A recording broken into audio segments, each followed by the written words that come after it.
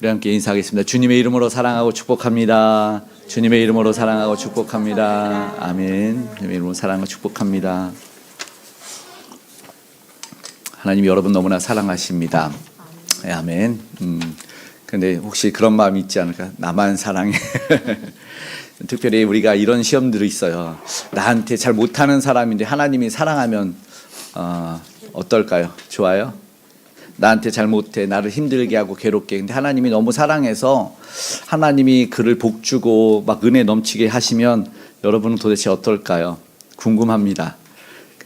선지자는 화내던데 어찌하여 하나님 악인들에게 은혜와 복을 주십니까? 이렇게 화를 내는 선지자가 있었습니다.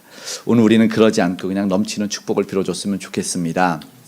세상 일은 모르죠. 사람의 일도 모르는 것 같아요. 사실은 오늘 말씀의 제목이 조금 그렇죠. 뭐예요? 사람을 고쳐 쓰는 것이 아니다. 뭐 오늘 이렇게 와서 같이 반주한 우리 이 제자는 어렸을 때부터 저한테 공부도 조금 배우기도 하고 바이올린도 배웠지만 이렇게 될 줄 몰랐어요. 그래서 잘 장성해서 이렇게 훌륭한 선생님이 되고 또 그럴 줄 몰랐어요. 중학교, 고등학교 시절에는 제가 일산에서 서울까지 예배를 한 7, 80km 한 5, 6년 정도 데리고 다녔었어요. 거기 친구들 같이 이렇게. 그러면서 저도 참 이 과연 믿음 안에서 잘 성장할까? 이런 궁금증과 의심이 조금 있었던 것 같기도 한데, 근데 저하고는 상관이 없는 것 같아요. 하나님이 다 일하시는 것 같습니다. 여러분도 그렇게 생각했으면 좋겠어요. 그런데 세상에서는 그런 말 안 하는 것 같아요. 그렇죠? 세상 말은 조금 다릅니다. 한 4년 전에 기상가에 이런 이야기가 났어요. 재판부가, 여러분 재판부가 알죠? 선고를 하면서 한 죄인에게 제발 이제는 다시는 죄를 짓지 마세요라고 당부를 했다는 기사가 난 거예요. 당부를. 뭐 그렇지 않아요. 재판부가 어떻게 죄인에게 봤더니 80세 넘은 노인이었던 거예요. 왜 그런가? 80세 넘은 노인에게 왔더니 그 80세 넘은 노인이 한때는 유명하신 분이었던 거예요. 80년도에 탐관오리의 집에 담을 넘어서 금은보화를 훔치고 유명했던 뭐 장영자의 물방울 다이아를 훔친 대도 조세영이었다는 분이에요. 그분이 15년의 옥살이를 하고 나와가지고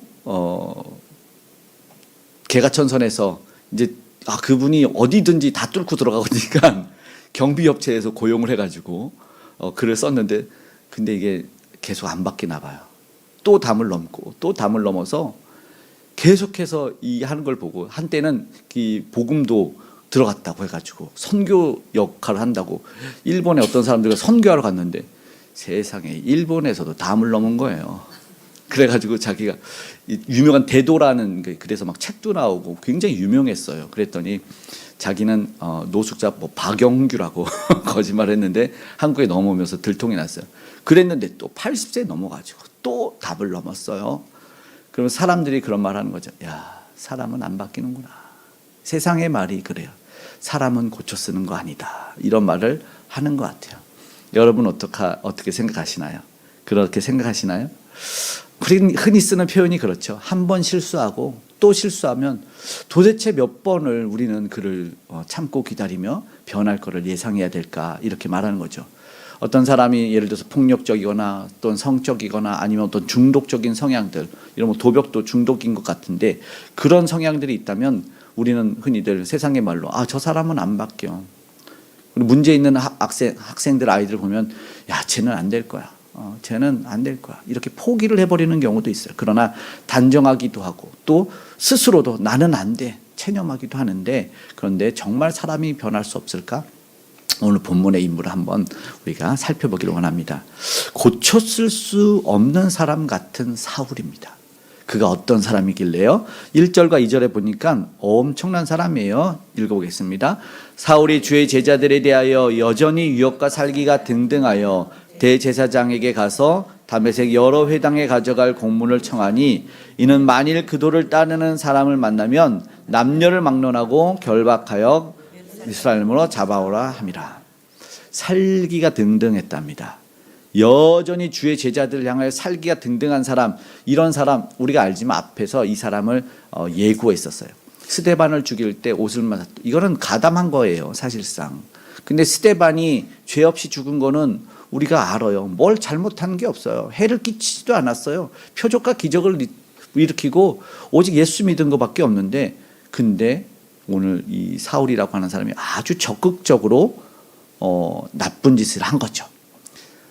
잡아 가두고 옥에 갇히면 죽기도 했습니다. 어떻게 보면은 선량한 시민들이잖아요. 스데반은 정상적인 재판도 받지 못했습니다. 변호인도 세우지 못했어요. 그러면 이 사람도 판단할 수 있을 텐데 또 일을 계속하고 공문을 받아가지고 이제 자기는 합법적으로 동족을 잡아 죽일 수 있는 사람이 된다는 것이 사실은 이해가 되지 않죠. 그러면 이런 사람을 보면서 과연 이런 사람이 변화될 수 있을까? 단정 짓겠죠. 생각할 거예요. 그러면서 말하겠죠. 오늘 본문에 사실 그 얘기가 나오거든요. 저 사람은 절대 안 변해요. 경건한 주의 제자라고 하는 아나니아도 저 사람은 절대 안 변합니다. 예수님한테도 얘기하는 것 같아요. 그러나 하나님은 그렇게 보지 않았어요. 그는 변합니다. 3절에 보니까 하나님이 일하신 것이 있어요. 바로 빛입니다. 3절의 말씀을 제가 읽어볼게요. 사울이 길을 가다가 다메섹에 가까이 가되 호련히 하늘로부터 빛이 그를 둘러 비추는지라. 인간의 사실은 어떠한 노력에도 하나님이 막으시면 헛수고로 돌아가고, 그런 하나님이 일하시면 놀라운 일은 하늘에서 빛이 임한다는 것은 하나님의 철저한 계획이죠. 이거는 주님이 찾아오신 겁니다. 이스라엘 백성들이 애굽에서 종살이를 할 때 놀라운 힌트를 하나 주는 건, 그거는 하나님이 그들의 소리를 보고 들으셨다는 거죠. 그리고 중요한 강림하신 겁니다. 우리가 할 수 있는 문제가 아니었어요. 이 놀라운 것이요. 하나님을 사랑한다, 교회를 사랑한다는 미명하에 사실은 사도 바울은 나름대로 명분이 있었어요. 할 수 있다고 생각했어요. 근데 우리의 생각에는 맞지만 자기가 볼 때는 우리가 볼 때는 편견이죠. 자기 생각과 고집과 아집에 갇혀있던 거죠. 하나님을 사랑한다고, 자기 민족을 사랑한다고 계획을 가지고 다메섹을 가지고 자기가 뭔가를 지켜낸다고 했던 그 계획이 있었지만 사실은 뭐예요? 하나님이 막으시고 그 어쩌면 나쁜 사람인데 빛을 비춰준 거예요. 빛을 비춰주면서 우리가 생각을 하죠. 하나님은 도대체 어떤 사람일까 생각하게 되죠. 회방하고 핍박하는 나쁜 사람인데 살기가 등등한 사람을 꺾어서 하나님 목적을 사용하시려고 한 거죠. 우리는 이미 사실 안 해도 사울이라고 하는 사람이 바울이라고 하는 대사도라는 이야기는 알아요. 유럽을 복음화시키고 정말로 너무나 놀라운 사람이라는 걸 알아요. 서신서 13편을 써가면서 복음을 전하고 자신의 목숨을 아끼지 않고 예수 그리스도를 전한 사람이라는 걸 알고 있는데, 근데 그의 모습을, 이전의 모습을 보니까 누가 이렇게 상상이나 했겠습니까? 우리는 아는 거죠. 그냥 사실은 믿음의 사람 입장에서는 하나님이 지금 그를 꺾어서 사용하려고 한다는 것을 충분히 알 수 있습니다. 하나님이 놀라우신 분이십니까? 아니십니까? 놀라우신 분이죠. 저와 여러분을 불러서 예배 자리로 부르지 않았습니까? 놀라운 일을 하신 겁니다. 지금도 우리가 알지 못하는 구원을 지금 주님은 이뤄가고 계십니다. 그래서 그 빛은요, 사실 우리가 예배 자리로 우리가 나올 수 있는 사람이 어디 있겠습니까? 그렇죠? 오늘 우리가 모태에서부터 우리를 알았다고 하는 그 하나님이신데, 우리는 하나님의 모태에서부터 내가 하나님께 예배해야겠다라고 작정한 사람이 어디 있습니까? 어떤 조그만 유혹에도, 조그만 시험에도 나는 하나님께 예배 안 드릴 거야. 나는 하나님 안 믿을 거야. 오히려 하나님하고 딜하고 하나님을 협박하고, 저도 막 청소년들하고 막 같이 살할 때 협박 엄청 당했어요. 짜증나요. 친구들이 조금만 하면 자꾸 그래요. 내가 교회 안 나와요. 처음에는 벌벌 떨었지. 교회 안 나온다는데. 근데 나중에 네가 손해지. 하나님을 어떻게 자기 스스로가 내가 하나님 정말 예배해야지. 내가 어떠한 일이 있어도 세상이 변화도 무너져도 하나님께 예배하고 찬양해야지. 이런 사람이 어디 있겠습니까? 우리의 스스로를 한번 되돌아보시면 그런 사람이 없는데, 그 흑암에 앉은 백성들에게 빛이 임했다. 우리 성탄절 얘기하지 않습니까? 흑암에 앉은 백성들에게 빛이 임하였다. 오늘 똑같습니다. 어둠에 있어서 그 길이 멸망의 길인 그에게 빛이 비춰준 거죠. 오늘 보니까 말씀 속에서 그것이 어떤 이에게 누구를 통해서 첫 번째 예수님을 통하였다라는 거죠. 다메섹으로 가는데 갑자기 빛이 임해서 땅에 엎드러졌는데 소리가 바로 그래요. 4절 5절에 말씀합니다. 땅에 엎드려져 들으니 소리가 있어 이르시되 사울아 사울아 내가 어찌 나를 박해하느냐 하시거늘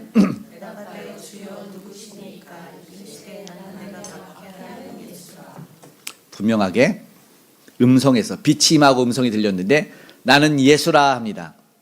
주여 누구시니까 예수라. 박해한다. 그 자리에서 눈이 멀어버렸습니다. 앞을 볼 수 없는 상태가 돼서 하나님이 그 인생을 흔들어 버렸어요. 우리는 나는 언제든지 앞을 볼 수 있을 거라고 자만하는 인생이 있을까요? 사실 우리는 그렇게 생각하죠. 나는 영원히 숨 쉴 수 있고 난 영원히 건강할 거라고. 그 삶을 흔들어 버리죠. 너는 톡 하면 뭐요? 터질 수 있어. 앞을 못 볼 수 있어. 반복해서 박해했다라는 말을 하십니다. 그리고 그가 충격을 받는 거예요. 이제 우리가 살면서 거짓이었다는 걸 알게 된 거죠. 그래서 진짜 믿음이 뭔가, 진리가 무엇인가를 이제는 깨닫게 된 거예요. 자신이 뭐예요? 하나님 바로 믿었다고 생각하지 않았습니까? 보통 전쟁을 일으키고 잔인하게 살인하는 사람들도 자기는 정의를 실현한다고 생각합니다. 다수의 행복을 위해서 소수는 죽어도 된다는 정확한 이념과 공의에 사로잡힌 자들입니다. 죄책감을 느끼지 않아요. 그러나 이게 자기가 정반대의 길을 갔구나라는 걸 깨닫는 겁니다. 그래서 말씀은 오늘 우리의 인생 가운데 하나님이 개입해 주셔야지, 예수님이 오셔야만 변화된다라는 것을 보여줍니다. 결국은요, 사람은요 변하기가 어려울 수 있어요. 그러나 주님이 개입하시면 변한다라는 걸 보여주는 거예요. 그래서 대사도로 지금 나아가고 있는 겁니다. 사울이 예수님을 만난 후 인생은 완전히 새롭게 됩니다. 누구나 그렇게 될 수 있다는 걸 알게 됩니다. 또 그 다음에 뭐요? 동역자를 통해서랍니다. 6절 7절의 말씀 한번 읽어볼까요? 너는 일어나 시내로 들어가라. 내가 행할 것을 내게 이를 자가 있느니라 하시니 같이 가던 사람들은 소리만 듣고 아무도 보지 못하여 말을 못하고 서 있더라. 사울의 모든 계획이 바꿔 뒤집어 엎혀요. 근데 보니까 사울에게 한 가지를 말씀하시는데 6절에 내가 행할 것을 내게 이를 자가 있느니라 하시니, 이게 뭐 하나님의 어떤 계획이에요. 분명히 예수님이 거기서 얘기해도 되잖아요. 그렇지 않을까요? 그런데 가라. 다시 한번 너가 증거를 봐야 될 거다. 근데 그가 제가 말씀드린 동역자라는 겁니다. 또 다른 사람을 붙여주신다는 거죠. 우리는 변화되는 시간을 터닝 포인트라고 하죠. 여기서 사람을 만나요. 내가 가졌던 교만과 아집과 생각들이 있는데 그걸 바꾸는 거예요. 오늘 우리는 다 말하잖아요. 나는 알고 있어. 내가 모르는 게 어디 있어. 나의 판단은 다 옳아. 그런데 누군가의 도움이 필요 없는 존재라고 생각했겠죠. 그러나 그걸 바꾸는 겁니다. 너도 도움을 받아야 된다라는 거죠. 사실은 그 사람이요, 뭐예요? 이 바울이 사울일 때 사람들을 끌고 가는 사람이었잖아요. 근데 하나님이 눈을 못 보니까 오늘 성경에는 어떻게 되는 줄 아세요? 끌려가는 사람이 되는 겁니다. 이렇게 돼버린다는 거 분명히 알려주는 것이죠. 조언을 들어야 되고 누군가의 손길을 받아야 된다. 그러면 그때 사실은 마음의 문을 열어야 돼요. 8절에 보니까 끌려간다고 말하죠. 8절 말씀 없네. 10절의 말씀 함께 읽겠습니다. 10절부터 12절. 그때 다메섹에 아나니아라는 제자가 있더니 주께서 환상 중에 불러 이르시되 아나니아 하시거늘 대답하되 주여 내가 여기 있나이다 하니 주께서 이르시되 일어나 직가라는 거리로 가서 유다의 집에서 다섯 사람 사울이라는 사람을 찾으라. 그가 기도하는 중이니라. 그가 아나니아라는 사람이 와서 자기에게 안수하여 다시 보게 하는 것을 보았느니라 하시거늘. 말씀에 분명한 얘기를 하는 거죠. 아무도 볼 수 없으니까 이제 누군가의 손에 이끌려 가는데, 그러나 자기가 변화된다는 것을 알고 흑암 가운데 있었지만 손잡지 않으면 갈 수 없어요. 그런데 또다시 하나님은 아나니아라는 사람에게 이야기를 해요. 그런데 이 아나니아도 자신이 어떻게 쓰임받을지 몰라요. 오해하죠. 사실은 이것도 참 재밌어요. 주께서 이제 지가라 가라 하는데 10절에 보니까 이 말씀에 보니까 환상 중에 있다고 하는 거예요. 그러니까 그는 어떤 사람이었겠느냐? 주의 음성을 들을 수 있는 기도하는 사람이었던 것 같습니다. 그러니까 하나님의 입장에서 쓸만한 사람을 써서 사용하시는 것 같죠. 이 사람을 변화시키기 위해서 특별한 사람을 사용하시는데 그는 여기서는 제자라고도 합니다. 복음이 전달되고 주님의 명령은 뭐예요? 제자화였죠. 너희는 모든 민족을 제자로 삼으라 해서 제자가 된 사람이었는데 복음을 접하고 순종하고 모두가 인정받는 사람이 하나님의 민감한 말씀을 듣고 오늘 보니까 환상 가운데 있다는 경건에 기도하는 사람이었다라는 겁니다. 그리고 봤더니 또 재미있는 것은 그도 기도하는 중이다. 11절에 말을 하죠. 하나님이 일하시는 일들이 여기서 생각이 돼요. 사람을 세우고 있고요. 주님의 일꾼된 이들인데 비록 아나니아는 중심된 지도자는 아니에요. 아나니아라는 이름이 사도행전에 3번 나오지만 여기서 이후에는 나오지도 않아요. 사실은 어떻게 보면 스쳐가는 인물이고 이전에는 어떻게 쓰였는지도 몰라요. 그러나 오늘 굉장히 비중 있는 일을 하고 있죠. 주님의 음성을 듣고 하나님과 깊은 교제를 한 사람이라고 분명히 보여주고 그에게 안수하죠. 17절, 18절, 19절 한 번 더 읽겠습니다. 아나니아가 떠나 그 집에 들어가서 그에게 안수하여 이르시되 형제 사울아, 주 곧 내가 오는 길에서 나타나셨던 예수께서 나를 보내어 너로 다시 보게 하시고 성령으로 충만하게 하신다 하니 즉시 사울의 눈에서 비늘 같은 것이 벗어져 다시 보게 된지라. 일어나 세례를 받고 음식을 먹음에 강건하여 지니라. 아멘. 사울에게요 형제라고 합니다. 분명히 우리를 죽이려고 했던 자랐는데 그래서 이 사람이 순종하는 사람이라고 말을 하는 겁니다. 처음에는 뭐요? 하나님, 예수님, 이 사람은요 안 돼요. 엄청나게 나쁜 사람이에요 라고 말했는데 그런데 이가 바꿉니다. 주님이 쓰시고자 하니까, 주님이 쓰신다고 하니까 순종해서 그에게 형제라고 말합니다. 결국은요 하나님이 일하실 때 돕는 자를 세우시고 하나님에게 순종하는 사람, 하나님에게 기도하는 사람을 세우죠. 사역자를 세우고 하나님의 일을 할 수 있는 사람을 세우는 것은 너무 놀랍고 중요한 일입니다. 그랬더니 19절 이제 마지막으로 읽은 거는 그가 강건하여 진다라는 거예요. 오늘 이 말씀을 통해서 우리가 분명하게 알 수 있는 것은 뭐냐면 하나님이 고쳐 쓰신다는 겁니다. 3일 동안 다메섹에서 보지 못하고 먹지도 못하고 마시지도 못했습니다. 근데 그가 뭐 했을까를 우리는 주목했으면 좋겠는데 하나님이 아나니아라는 제자에게 찾아가서 안수하라고 하셨고 그러나 아나니아는 당황했지 않습니까? 그래서 그 말을 한번 보면 하나님의 목적이 있다는 걸 보게 됩니다. 13절과 14절이에요. 아나니아가 대답하되 주여 이 사람에 대하여 내가 여러 사람에게 듣사온즉 그가 예루살렘에서 주의 성도에게 적지 않은 해를 끼쳤다 하더니 여기서도 주의 이름을 부르는 모든 사람을 결박할 권한을 대제사장들에게서 받았나이다 하거늘. 여러분 이게 무슨 말입니까? 아나니아가 주님의 음성을 들었을 때 주님 이 사람에 대해서 내가 들었는데요. 이게 문제인 거예요. 내가 들어봤잖아요. 그 사람 안 된대요. 성도에게 적지 않은 해를 끼쳤대요. 이게 사실이긴 합니다. 근데 지금 주님이 그에게 가서 안수해라 했을 때 그거를 일단 처음엔 거절해요. 왜요? 이유가 뭡니까? 내가 주에서 들어봤더니 그 사람은 하나님 안수해야 될 사람은 아닙니다. 이거예요. 누가 판단하고 있어요? 아나니아도 판단하고 있는 거예요. 여기서 문제가 있는 거예요. 그러니까 뭐가 문제냐면 우리가 바꿀 수는 없어요. 우리가 뭔가를 할 수 없어요. 근데 주님이 하는 거죠. 그리고 알고 있었어요. 여기서도 주의 이름을 모든 사람을 결박하거나 정보도 있었어요. 그러니까 나쁜 짓을 계속 해왔고 지금도 해왔고 17범이에요. 절도만 17범이에요. 80세 넘어서도 안 바뀐대요. 하나님 그가 과연 될 수 있을까요? 안 된다는 거죠. 그래서 얘기하는 거예요. 이 변화를 믿지 못하겠다는 거죠. 교회를 핍박했대요. 주님의 자녀들을 힘들게 했어요. 이거 전도 대상이 하나 주님이 잠깐 착수. 전도 대상이 아니라 두려움의 대상. 멸절해야 될 대상입니다. 잘못 착각하셨습니다. 그런데 우리에게 무슨 말씀하는 겁니까? 하나님이 쓰시는 사람인데 내가 판단을 접어야 될 때다라는 거예요. 이미 선입견이 있었던 거죠. 이걸 선입견이라고 합니다. 편견을 가져요. 그런데 오늘 보니까 이런 이야기에 내가 구원받을 사람, 쓰임받는 사람을 누가 정해요? 내가 아나니아도 자기가 정한 거예요. 근데 여러분 다시 생각해보세요. 다시 쓰임받고 구원받는 사람이 누구에게 있습니까? 확실해요? 하나님에게 있어요? 봉사 안 하면요. 나한테 밥 한 번 안 사주면은 넌 천국 못 가겠어. 나한테 좀 쓴소리 했어. 나한테 좀 잔소리도 했어. 그러면요.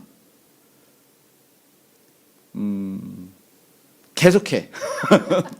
잘 좋아. 맨날 해. 볼 때마다. 너 교회 오면서 옷이 그게 뭐니? 너 교회 오면서 너 기도했니? 구원 받을 수 있을까요? 모르죠. 구원은 누구에게 속했다? 하나님에게 속했다. 그런데 오늘 우리는 내가 정해가고 있어요. 내가 면접관이 되고 내가 인사계가 될 때가 있는 거죠.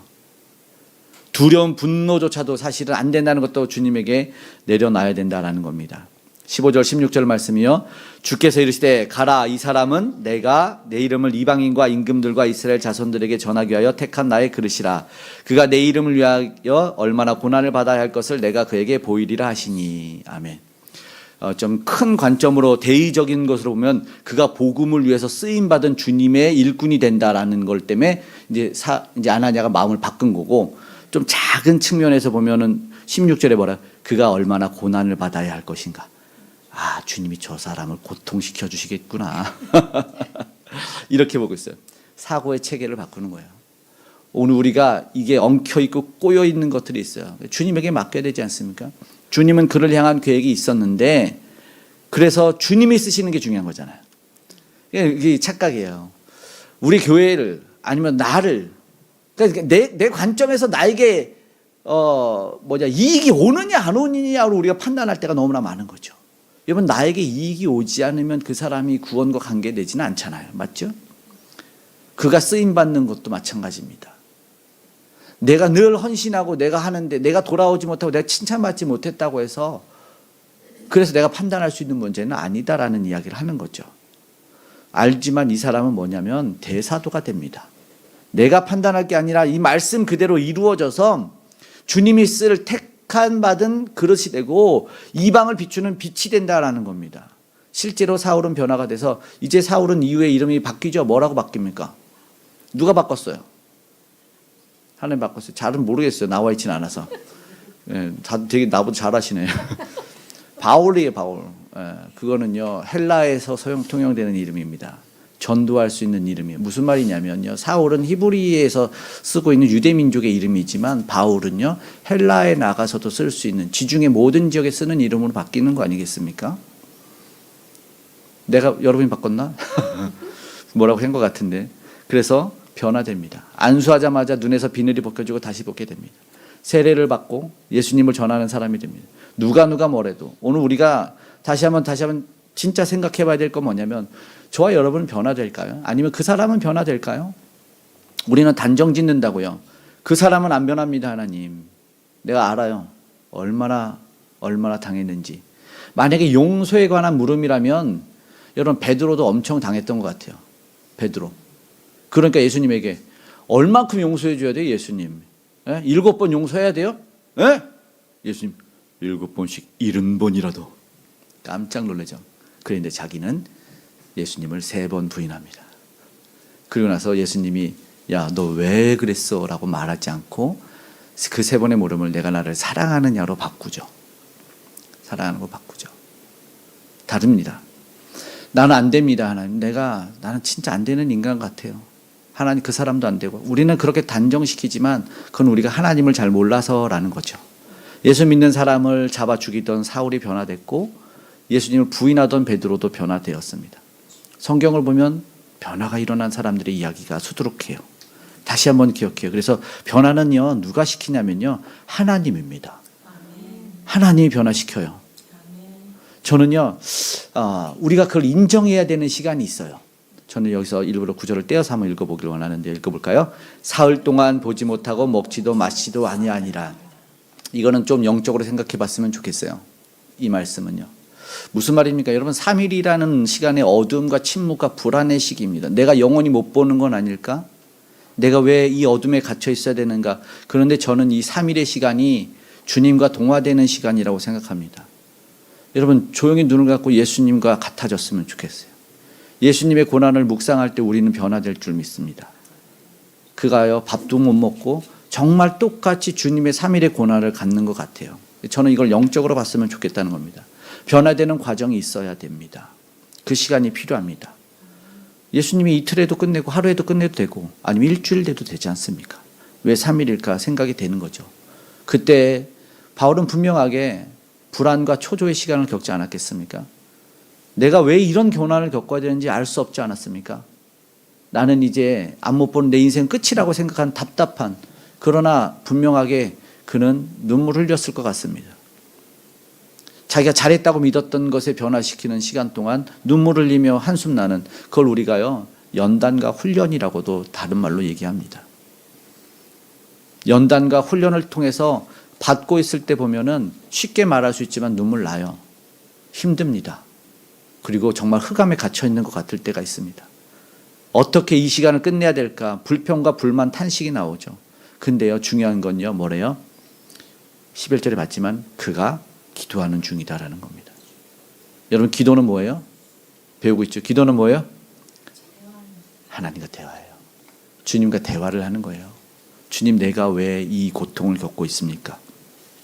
내가 잘못된 방향으로 가고 있고 내가 만약에 잘못된 길을 가고 있다면 알려달라고 수정의 과정을 거치는, 그리고 정말 놀랍게 이 3일 후에 변화가 일어나기 시작을 하는 거예요. 그걸 깨닫게 된 거죠. 아니면 이 교제를, 이 대화를, 기도를 하는 시간을 거치지 않으면 분명하게 뭐라고요? 나 하나님이 벌 주시는 건가? 만약에 기도를 멈췄다면 여러분, 지금 고난받는 사람들 중에 낙심이 있는 사람이 있고 기도하면서 희망을 갖는 사람의 차이가 있는데, 그거는 차이가 분명하게 있는 거예요. 하나님이 나를 벌 주시는 건가? 내가 뭘 잘못해서 원망하고 원통으로 끝내는 경우는 기도를 안 하는 거고요. 그런데 기도하고 있다면요, 분명하게 알죠. 하나님이 분명하게 나를 변화시키고 있구나. 뜻이 있구나. 나는 지금 벌 받는 시간이 아니에요. 여러분 힘들어도 여러분 벌 받는 시간 아닙니다. 시험 들어요? 아파요? 절대 벌 받는 시간 아닙니다. 여러분, 그리스도 안에 있으면요, 여러분 벌 받는 게 아닙니다. 여러분, 뭐가 두려워요? 여러분, 두려운 게 뭐예요? 이번 두려움의 반대가 뭐예요? 안 두려움이에요? 평안이에요? 안 두려움. 성경은 뭐라고 앉으세요? 사랑은 모든 두려움을 내어 쫓나니라고 말합니다. 무슨 말입니까? 여러분, 예수님의 사랑이 없는 거예요. 그러니까 지금 교지 기도하는 시간에 예수님 만난 거죠. 그때 두려움이 사라지는 겁니다. 불안이, 모든 어둠이 사라지는 거죠. 11절에 주께서 내 직가랑 걸어가라. 그가 뭐야? 기도하는 중이니라. 11절에 말합니다. 저는 이런 어둠의 시간을 지나면 또다시 살려달라고 하겠죠. 주님, 보고 싶어요. 눈을 뜨게 해주세요. 눈을 뜨게 해주세요. 한순간도 아무것도 볼 수 없는데 누군가의 손에 끌려서, 사실은 먹을 수도 없겠죠. 여러분, 갑자기 눈이 멀었는데 뭘 음식이 들어가겠습니까? 독을 타져 주는지 뭘 먹는지도 모를 텐데, 뜨거울 텐데 어떻게 먹어요? 이 놀라운 은혜의 시간이 이때, 그러나 주님이 쓰시는 사람으로 변화된다라는 거죠. 그래서 저는요, 하나님이 변화시킨다면 첫 번째, 우리가 다른 사람도 쉽게 포기하지 않았으면 좋겠다는 겁니다. 하나님이 역사하시면 모두가 변할 수 있어요. 문제는 뭐냐면 내가 원하는 대로 안 변하는 거예요. 여러분, 그 인간이 안 변하는 거는 여러분을 위해서 쓰임받는 사람이 아니라는 거예요. 솔직히 속상하지만 그가 나에게 여전히 불친절하고, 그가 나에게 여전히 손가락질하고, 저 어저께 세차로 갔다가 쌍욕을 먹었다고요. 쫓아가고 싶었지만 먼저 가버려 가지고 내가 교회차 또 뛰고 싶었네. 이유가 없어요. 이유가 없어. 근데 하나님 축복해버리죠. 우리가 욕하면 예수 믿어라, 확 축복해버리십시오. 세상의 소문과 소리 때문에 내가 밥 한 끼 못 얻어먹은 인간이라고 해서 오늘 우리가 이 판단과 이 정죄하고 실망하고 포기하지 말자는 거죠. 중요한 건 뭐예요? 주님께 맡기고 순종하는 거예요. 오늘 아나니아로 제자 경건한 사람도 그럴 수 있습니다. 여러분 더 경건하니까 더 그럴 수 있다고요. 제가 좀 못할 말 했지만 아무튼 형제가 됩니다. 형제. 분명하게 형제가 돼요. 중요한 건 내게 있잖아요. 여러분, 그 사람이 변화되는 거는 내 상처받은 기준에 있지 않아요. 이랬어요? 그가 나에게 얼마나 친절했냐를 통해서 그가 변화되는 것은 결론 짓지 않아요. 무슨 말인지 아세요? 내가 받은 피해, 내가 받은 실망 때문에 그가 받는 결정은 그는 주님을 못 만날 거라는 구원을 내가 정할 수는 없다는 거죠. 또한 뭐냐면 당장 변하는 것이 있고 당장 안 변하는 것도 있습니다.